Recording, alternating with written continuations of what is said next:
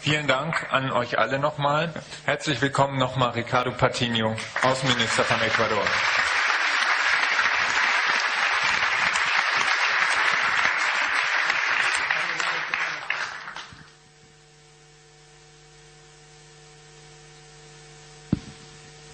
Herr Patiño wird jetzt kurz etwas über Erfahrungen aus Ecuador sagen, was dann eben auch in dem Workshop eine Rolle spielt zum Thema Schuldenaudit. Und danach machen wir die Raumverteilung. Kurze Frage an die Übersetzung. Ist die Übersetzung fürs Spanische auf dem Platz? Läuft. Wunderbar. Vielen Dank. Der Kanal fürs Spanische ist Kanal 3. Also... Nee, brauchen wir nicht, Entschuldigung. Das Deutsche brauchen wir, ist 1, insofern, aber für Herrn Patiño.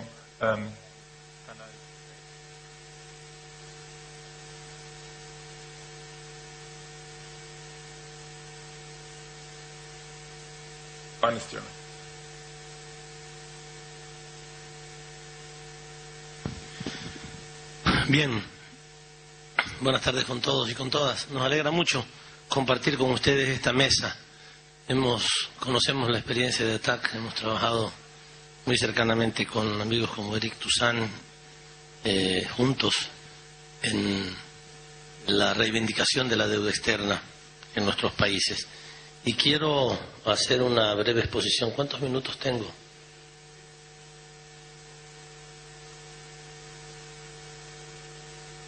Cinco minutos. Vengo desde Ecuador para hablar 5 minutos. Son terribles. Bueno, a ver, lo voy a resumir. En el Ecuador nos atrevimos a hacer una auditoría de la deuda externa, oficialmente. Lo hicimos como gobierno. Es la primera vez que un gobierno hace una auditoría oficial de su deuda externa. Nunca antes que yo conozca a un gobierno lo había hecho. Y encontramos que esa deuda tenía mucha ilegitimidad. El robo que nos habían hecho con la deuda externa era legal, pero era ilegítimo, era injusto. Porque la ley, especialmente las leyes financieras, han estado hechas para beneficiar al sistema financiero, no para beneficiar a los pueblos, nunca para beneficiar a los pueblos, sino para beneficiar al sistema financiero. Por ejemplo, en nuestro país, el ahorro interno, el ahorro público interno, tenía que obligatoriamente estar depositado en bancos que tuvieran calificación AAA. O sea, los ahorros de la Seguridad Social Ecuatoriana tenían que estar en bancos AAA. En Ecuador no hay ningún banco AAA. Entonces el ahorro de la seguridad pública no podía estar en el Ecuador. Tenía que estar depositado en los bancos europeos y norteamericanos. Estábamos fregados. Y teníamos miles de millones de dólares depositados en bancos del norte. Y por 100 millones de dólares que necesitáramos para cualquier cosa, teníamos que pedirle la plata al Fondo Monetario o al Banco Mundial. Era una brutalidad, un absurdo financiero, pero así estaban organizadas las leyes. Finalmente, hicimos la auditoría de la deuda y pudimos comprobar muchas de las sospechas que teníamos.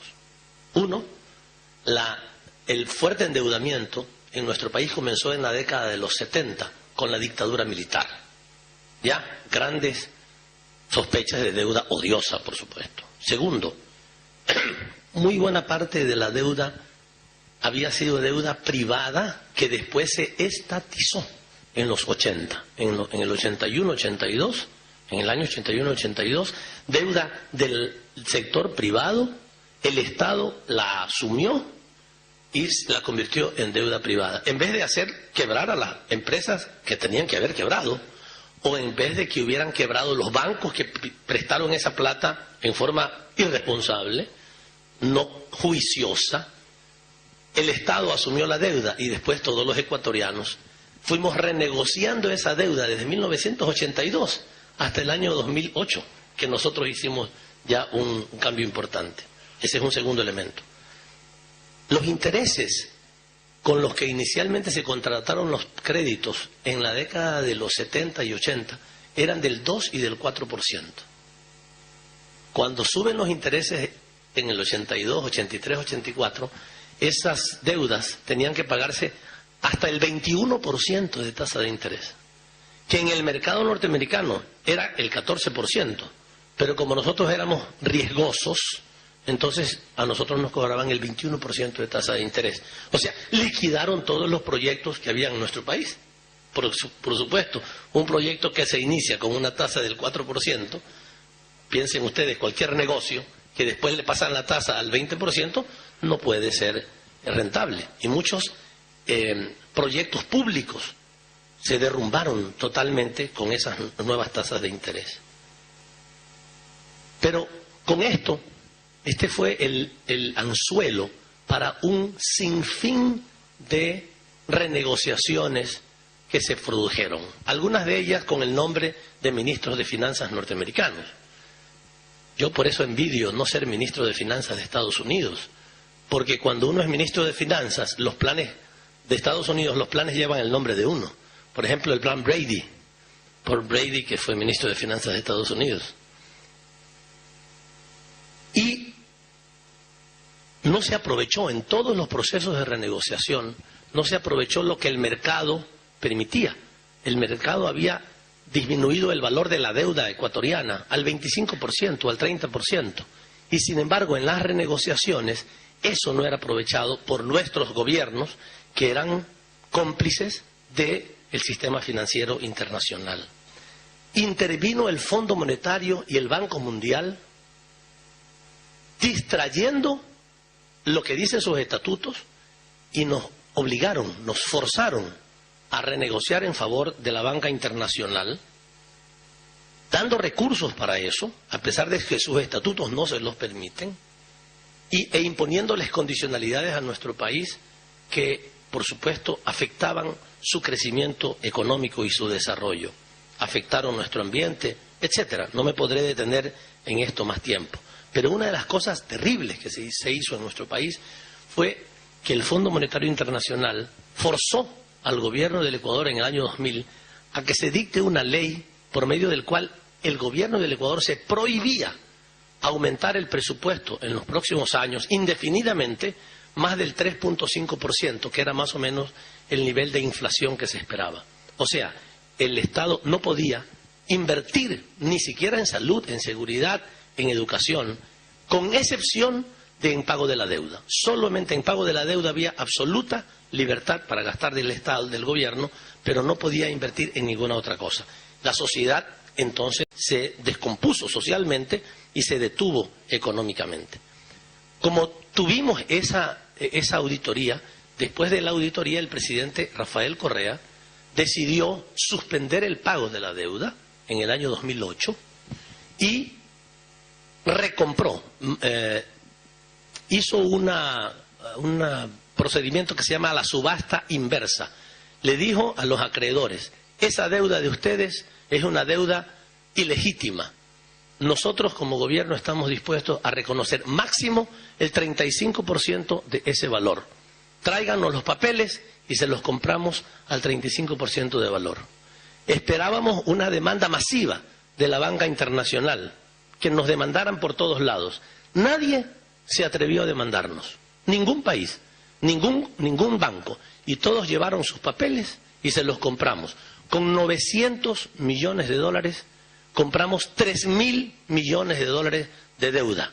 Hicimos lo que no hizo Grecia, desgraciadamente. Y eso ha significado que mientras en el año 2006, antes de que entrara el gobierno del presidente Correa, destinábamos el 9% de nuestro Producto Interno Bruto al servicio de la deuda, a pagar intereses más amortización, destinábamos el 9.1%. Ahora destinamos solo el 2.5%, lo cual es un cambio importantísimo. Hemos oxigenado nuestra economía de manera muy considerable. Hemos logrado Vamos a terminar inmediatamente. Solamente quiero decirles que esto nos ha permitido, esto y otras medidas también, hemos renegociado los contratos petroleros que eran totalmente vejatorios para nuestro país. Ahora hemos hecho que la empresa privada grande que no pagaba impuestos pague impuestos en nuestro país. Y ahora hemos triplicado la inversión en salud, en educación, en apenas 3 años. Hemos logrado mejorar sustancialmente las condiciones de vida de nuestro pueblo. Hemos mejorado el salario real sustancialmente. Y el Ecuador ahora invierte en actividades como la infraestructura. Hemos hecho una revolución vial en el Ecuador. Estamos construyendo una refinería que nos hacía falta desde hace 50 años, de hace 40 años, que no se la había construido por los intereses de las élites del poder en el Ecuador. Hemos logrado, en este año estamos construyendo 8 proyectos hidroeléctricos y todo lo que durante décadas no se había hecho en el país, porque estamos sometidos al Fondo Monetario Internacional, al Banco Mundial y al sistema financiero. Ahora lo podemos hacer. De tal manera que solamente un saludo final a Grecia, a Italia, a España, y nuestro único consejo, por el amor de Dios, no le hagan caso al Fondo Monetario Internacional, que se van a destruir y los van a quebrar. La única manera de salir adelante en este mundo es pensando con la cabeza propia. El Ecuador en este año está creciendo en los 2 primeros trimestres al 8.5%. La tasa de crecimiento de su Producto Interno Bruto es del 8.5%, al mismo tiempo que ha mejorado de manera considerable el desarrollo social de su población. Bueno, gracias por el tiempo.